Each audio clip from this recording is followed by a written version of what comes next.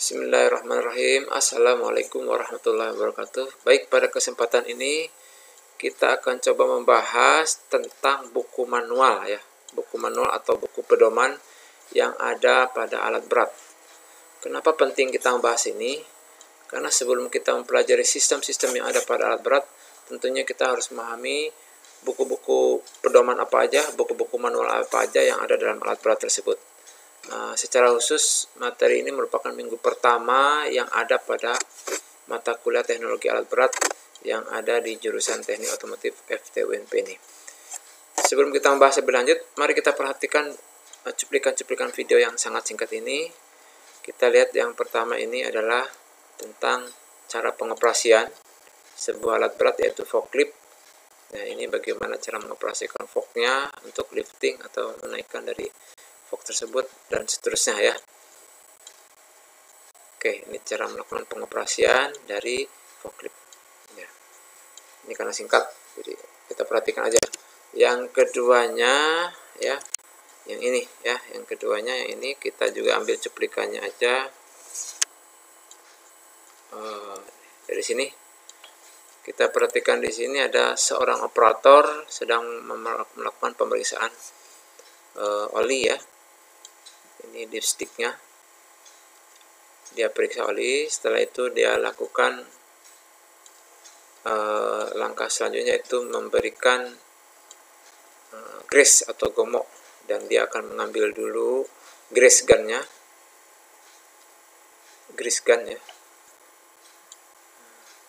Sebelum dia melakukan pemberian grease atau gemuk, dia melakukan safety di sini, yaitu memberikan penguncian pada lock pin ini supaya tidak membahayakan dirinya.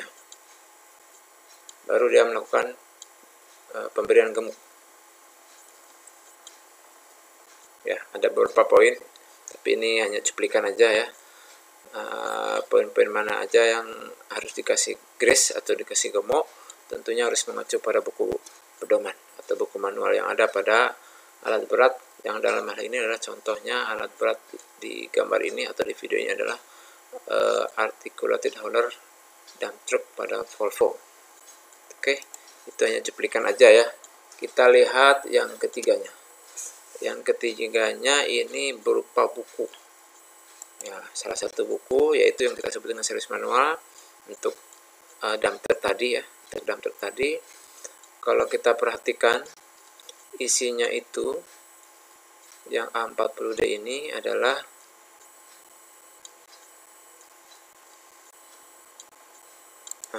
jadi ini ada sebentar. Oke, ini ada power transmission, brake atau rem, steering, kemudi dan sebagainya. Tidak ada di sini yang nomor 3, itu biasanya kalau di Volvo ini ada penomoran ya. Ini saya ambil dari Volvo, ada penomoran 3 itu tentang kelistrikan. Ternyata dia khusus bukunya ya untuk kelistrikan, karena dia untuk 40D ini sangat tebal. 2 juga tentang engine. Ternyata dia kalau overhaul engine sampai dia perakitan kembali itu ada buku khusus. Nah, nanti ini juga di dalam transmisi juga, kalau untuk transmisinya itu sendiri pada saat dia membongkar dan seterusnya, dia akan ada buku khusus servis manual dari komponen tersebut. Ini secara umum untuk servis manual dari unit alat berat tersebut. Coba kita perhatikan di powertrain, power transmission atau powertrain ini, misalkan kalau kita perhatikan nih yang nomor 4, kalau kita lihat isinya itu dalam buku pedoman ini, kita bisa lihat itu ada deskripsi secara umum dari transmisi itu sendiri, ada troubleshootingnya karena transmisinya sudah otomatis ya, ada matic. Terus ada pengukurannya. Nah, di sini kalau kita perhatikan ya, kalau kita perhatikan removing atau pembongkarannya transmisi itu bukan detail overhaul transmisi, tapi dia hanya membuka dari unit ya, karena khusus untuk transmisi itu sendiri. Saat dia merakit, membongkar secara spesifik, mengganti komponen, ternyata di sini ada servis manual khusus untuk transmisi. Jadi di sini hanya sebatas melepas dari alat berat atau dari unit tersebut ya. Kalau kita lihat di sini, kalau kita buka halaman berikutnya, nah kita lihat di sini. Jadi bagaimana hanya menurunkan dari transmisi, ini ada langkah-langkahnya di bagian bawah seperti ini ya, dari alat berat tersebut. Baik, itu sepintas cuplikan ya, cuplikan dari ketiga video tersebut. Nah, ini ada pertanyaan nih. Kira-kira buku pedoman apa yang diperlukan untuk mengetahui cara pengoperasian dari video yang pertama tersebut, dan bagaimana melakukan cara perawatan berkalanya itu menggunakan buku pedoman apa yang video yang kedua yang damter tadi ya. Insya Allah setelah membahas ke bawahnya ini nanti kita bisa menjawab pertanyaan ini ya. Kita lihat berikutnya. Jadi dalam kesempatan ini kita akan mencoba melihat perbedaan. Jadi kalau kita perhatikan di alat berat itu ada beberapa buku manual. Manual di sini bukan manual non otomatis tapi buku pedoman. Ya, jadi buku pedoman yang akan kita bahas dalam kesempatan ini 3 ya.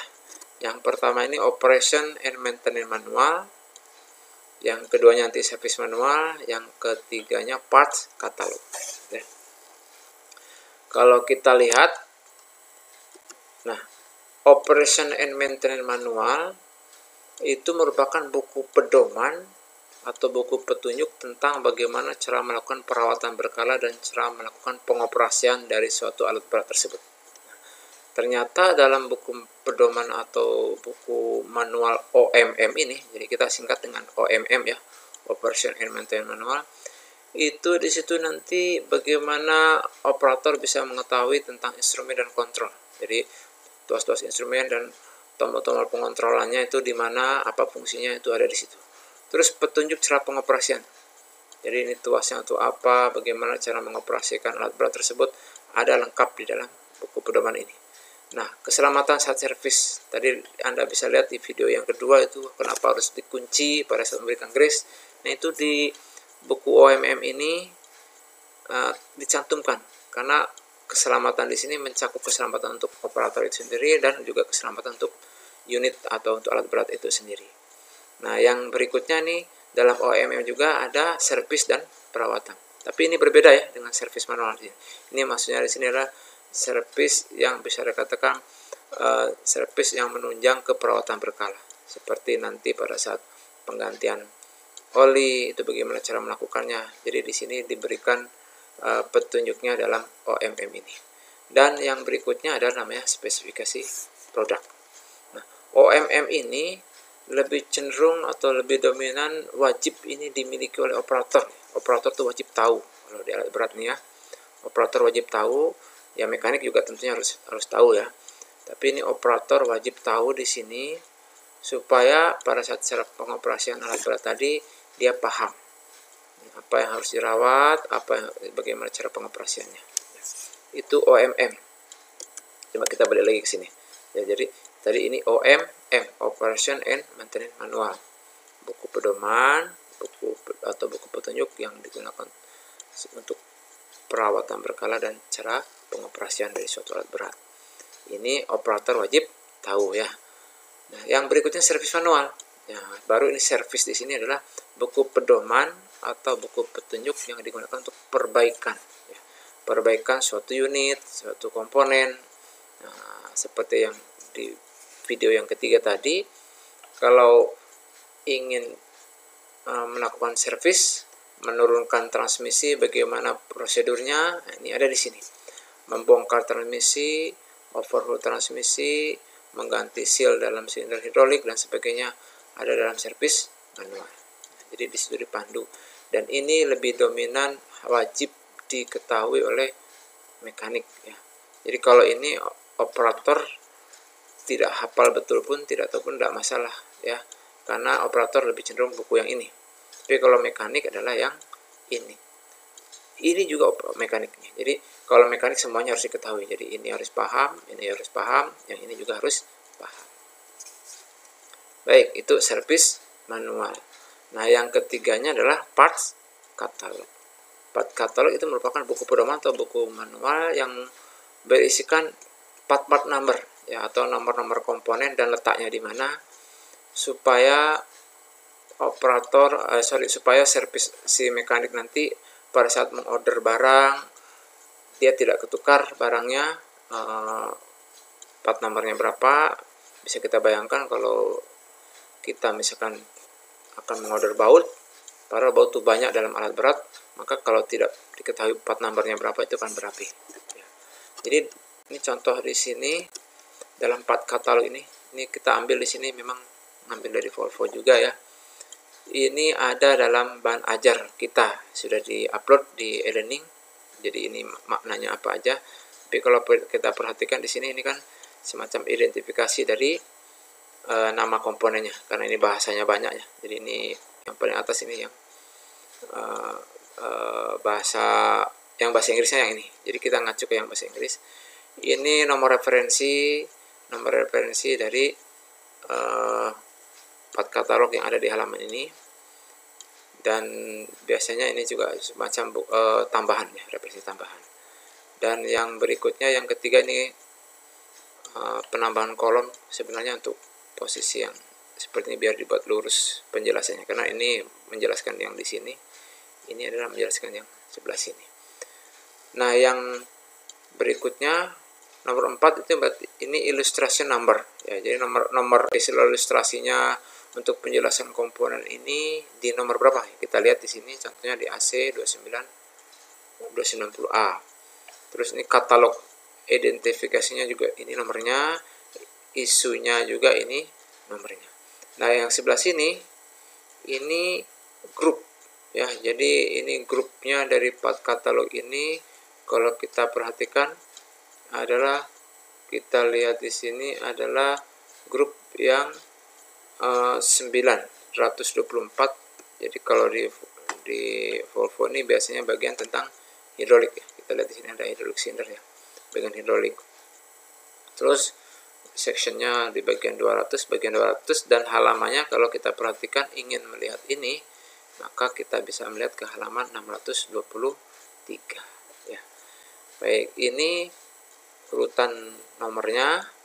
Yang di sini ini yang jangan salah tukar tadi, ini yang disebut part numbernya. Jadi part number inilah yang jangan ketukar pada saat kita mengorder ya, mengorder barang.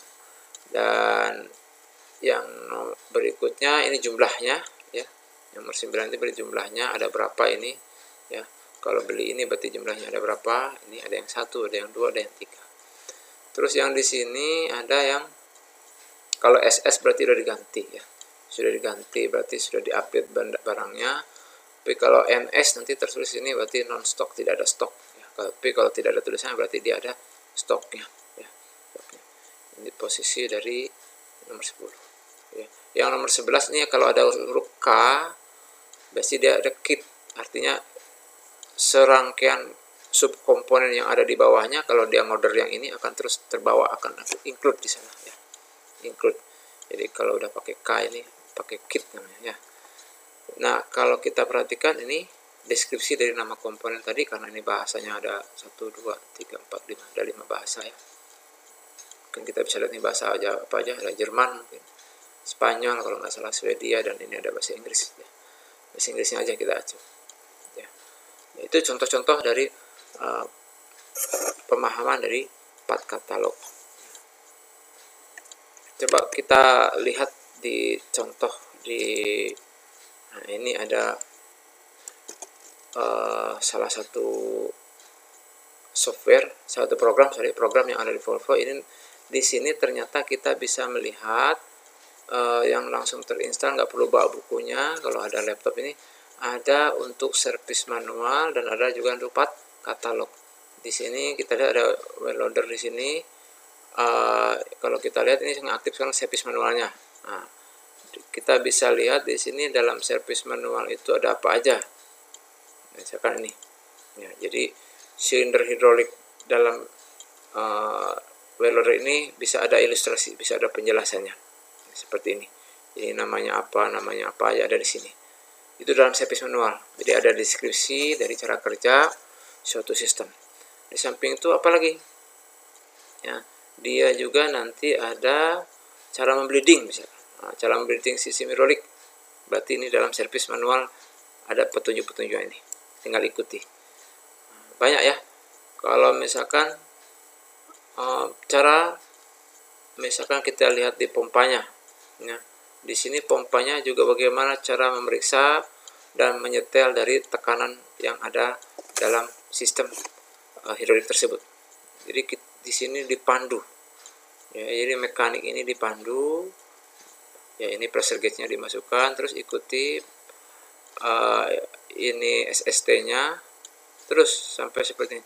Jadi ini adanya semuanya di servis manual. Ya. Kalau kita perhatikan lagi, ingin melakukan penggantian lip cylinder. Ini kalau kita ingin menggantikan lip cylinder, prosedur-prosedurnya seperti ini. Ya. Sampai diikuti cara-caranya sampai selesai oleh mekanik. Jadi itulah pentingnya kita harus memahami buku pedoman tersebut yang dalam ini adalah servis manual. Nah, sekarang misalkan kita mengganti seperti ini, karena ini ada dalam satu sistem, tidak dalam buku, ini sudah diinstal ke laptop, dia bisa langsung mekaniknya melihat ke part katalognya. Jadi kayak tadi ingin mengganti tilting cylinder ya, tilting cylinder, kita ternyata bisa melihat nama komponennya berapa ya. Jadi kalau misalkan di sini mengganti, ini contohnya hydraulic cylinder, kita ingin mengordernya, ngordernya apa, ngorder komponennya, misalkan di sini kalau hydraulic cylinder memang ya semuanya masuk ya, ini masuk semuanya ke bawah. Kalau kita lihat lagi yang lebih murah, misalkan di sini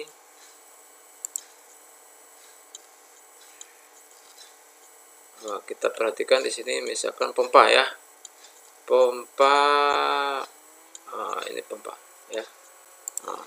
Ini komponen dari pompa. Jadi letaknya di mana? Kalau kita perhatikan ya, letak di mana, part nomornya berapa, ini kita tinggal lihat. Jadi kalau klik di sini, nih berarti ini dia posisinya di sini.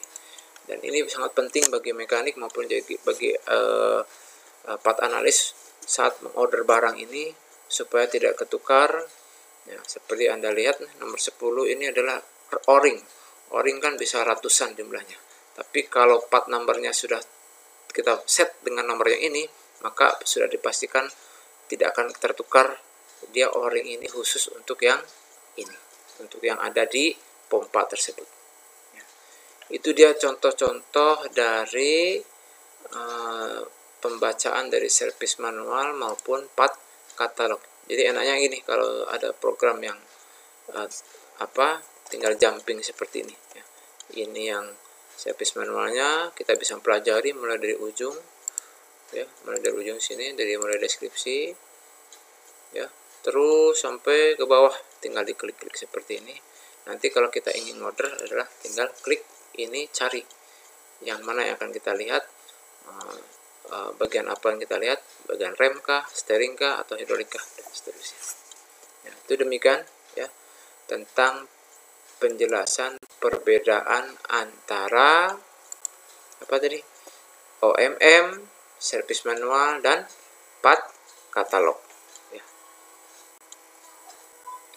Nah, setelah penjelasan singkat tersebut, silakan Anda berikan masing-masing 3 buah contoh lagi ya, lengkapi dengan gambar isi dari ketiga buku manual tersebut ya. Dari OMM tadi misalkan apa aja. Dari OMM, memeriksa mengganti filter, betul nggak, masuk nggak dalam OMM. Cara melakukan pengoperasian tuas A misalkan, ada nggak di sana. Jadi ini bisa Anda lengkapi, hanya 3 buah aja contoh dari masing-masing buku manual tersebut. Tugas berikutnya, selain dari ketiga buku pedoman atau buku manual book tersebut, coba silakan lengkapi lagi buku apa aja yang digunakan pada alat berat selain itu ya. Jadi tadi itu yang umum, yang OMM, servis manual maupun part katalog. Tapi saya yakin masih ada buku-buku yang lain yang bisa didapatkan yang ada dalam alat berat. Nah, silakan Anda lengkapi di situ ya. Cari referensi di internet ataupun di bahan-bahan ajar yang sudah diupload. demikian penjelasan dari saya tentang perbedaan dari buku manual tersebut. Semoga bisa membantu sebelum kita memahami sistem-sistem yang ada pada alat berat nantinya. Terima kasih.